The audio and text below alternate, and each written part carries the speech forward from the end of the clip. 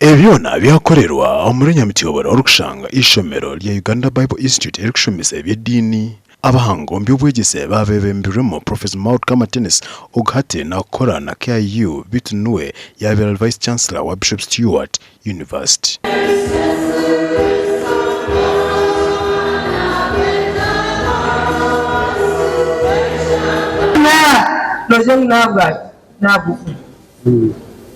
Namwari mu message yine no hangana arebo mutuma hangana areba ki hangana arebo mutuma hangana arebo mutuma kwa Daudi hangana arebo mutuma kwawe hangana arebo mutuma kwawe cyasi hangana arebo ngwatwene hangana areba ki mutuma irizoba itendekero rya Uganda Bible Institute yaba nryakira no kurahiza abebembezi basya kandi aba harobabuze ubayongera okuba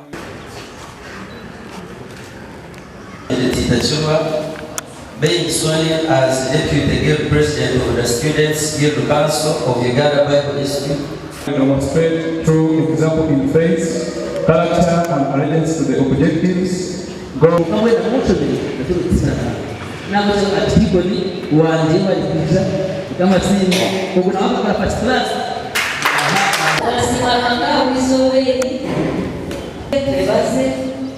Being sworn in as Guild President of the Students.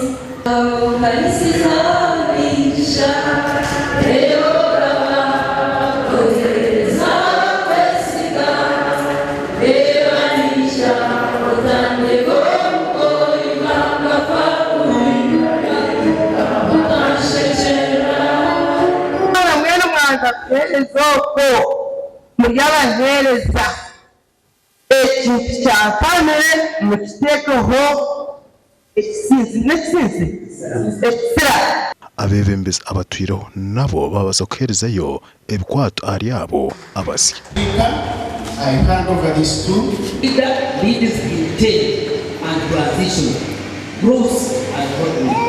When Madam, Your Excellency, Dear President,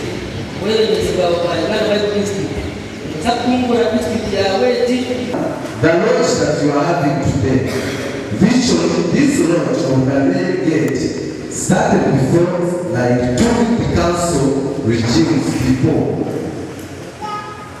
They moved this resolution of the main gate, but there was some interference and there were some issues on this institution.